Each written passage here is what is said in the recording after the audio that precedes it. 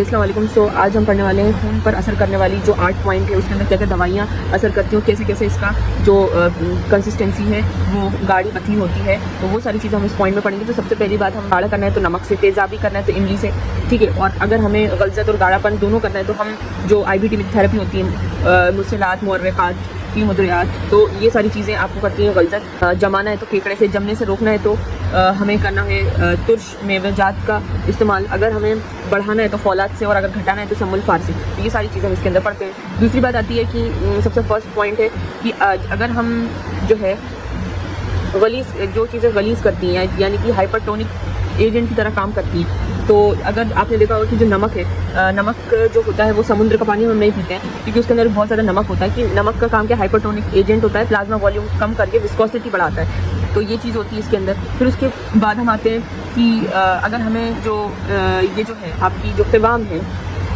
खून जो pH है, खून का जो pH है वो आपके अनार और तमर हिंदी, ये इनसे इसका pH जो है वो कम हो जाता है, यानी कि तेज़ाबियत बढ़ जाती है। तो एक्चुअली में क्या होता है कि इसके अंदर टार्टेरिक एसिड होता है और जो अनार है उसके अंदर सिट्रिक एसिड होता है, जिसकी वजह से जो pH है खून का वो तेज़ाबी हो जाता है। फिर आता है कि जो खून है अगर पतला होता है, जैसे कि हम यूज़ करते हैं, जैसे मॉडर्न के अंदर जो एस्पिरिन जो होती है वो रकीक करती है। तो इसमें क्या होता है कि जब लहसुन है, प्याज है, ये सब इसके अंदर सल्फ़र होता है ना, तो सल्फ़र का कंपाउंड होता है जिसकी वजह से, और पानी अगर हम ज़्यादा पानी पीते तो हमारा क्या है, हीमोडाइल्यूशन होता है, जिसकी वजह से जो खून की जो कंसिस्टेंसी वो पतली रहती है। तो लहसुन जो है एज आ विस्कोसिटी जो है इससे कम होती है। और जो लहसुन है वो जैसे कि कोई जिसमें इम्तिलाए दिमाग या फालिज का ख़तरा होता है, तो ये अच्छी चीज़ होती है कि लहसुन खाना।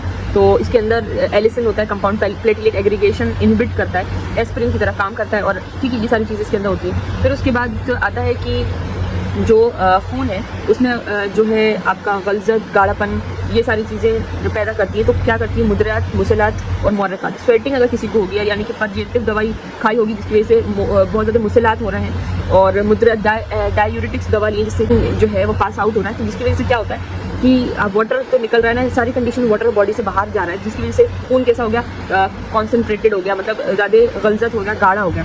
और अगर हमें खून को क्लॉट करते हैं, क्लॉटिंग चीज़ें क्या करती हैं कि जो आपका, तो ये इमरजेंसी में ब्लीडिंग रोकने वाली अदवियाएँ जैसे नफ्सुद्दम में इस्तेमाल होती है, मिसाल सदफ सोखता, ये कैल्शियम ऑक्साइड है जो फैक्टर जो 4 का काम करे, कोगुलेशन कैस्केड केस करता है। तो जो जब हम जला के जब हम प्रोसेस करते हैं तो उसको सदफ सोखता बोलते हैं। और सरदान मुहर्रिक, अगर जो आपको पता है कि जो आपका सरतान होता है, केकड़ा होता है, तो उसको अगर मुहर्रिक, उसको भी जलाते हैं और फिर हमें जो चीज़ मिलती है, तो आपको जैसे पता है कि जो क्रैब होता है, जो केकड़े का जो जब हम कैल्सिनेट करते हैं उसको, तो मुहर्रिक करते हैं, जलाते हैं, तो क्या होता है कि क्लॉटिंग में, कोगुलेशन 4 में सबसे ज़रूरी कैल्शियम आयन के बगैर तो thrombin, prothrombin is not convert to thrombin नहीं बनेगा। तो सरतान मुहर्रिक नेचुरल कैल्शियम है, तो ये चीज़ होती है इसके अंदर।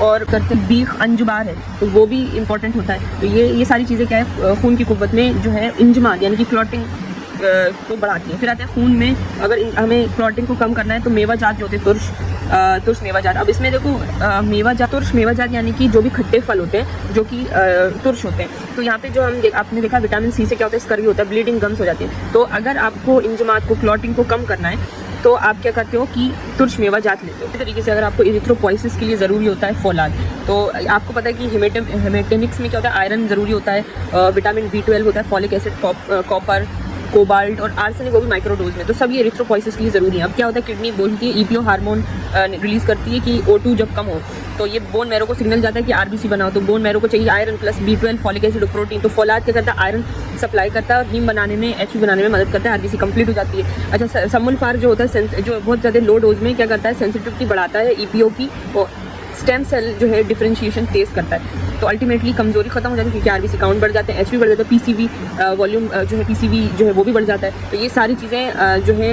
इंपॉर्टेंट होती है जो खून की जो सुर्ख ज़र्रात है उसको इजाफा करने में। लेकिन अगर वही समुल फार ज़्यादा डोज में दे दिया जाए तो वो क्या करते हैं, ये सुर्ख ज़र्रात में कमी कर देते हैं, एकदम हीमोलाइसिस होने लग जाता है। तो आर्सेनिक क्या करता है, जो स्टेम सेल को ये थोड़े से डोज में एक्टिवेट कर रहा था RBC के ज़र्रात को बढ़ाने के लिए, अगर ज़्यादा डोज में दिया जाए तो बोन मैरो सप्रेस कर देता है, स्टेम सेल को मार देता है, RBC, WBC, प्लेटलेट सब कम, तो आपको एप्लास्टिक एनीमिया हो जाएगा, पेनसाइटोपिनिया हो जाएगा, ऑक्सीडेटिव हीमोलाइसिस कर देता है, यानी कि RBC मेम्ब्रेन की जो जो सल्फ हाइड्राइल ग्रुप से बाइंड मेम्ब्रेन डैमेज हो जाती है, आरबीसी फट जाते हैं, तो आपको जॉन्डिस प्लस आपका जो यूरिन है वो ब्लैक हो जाएगा। और ये तीसरा काम ये करता है कि इनहिबिट करता है हीम सिंथेसिस का, यानी कि ALA डिहाइड्रेटेज जो है फेरोटोचिलेज एंजाइम ब्लॉक कर देता है, तो हीम नहीं बनता। तो क्या हो जाता है कि आपको जो है एनीमिया होने लगता है। तो ठीक है, और ये किडनी डैमेज करता है, इरिथ्रोपोइटिन कम बने तो ये क्या कर देता है, एनीमिया ऑफ क्रोनिक डिसीज़ कर देता है। तो ये डायरेक्ट आरबीसी के लिए टॉक्सिक भी होता है। तो ये आरबीसी की जो उम्र होती है 120 से सिर्फ 20 दिन कर देता है, तो ये ख़त्म कर देता है, रिड्यूस करता है आरबीसी की लाइफ में। तो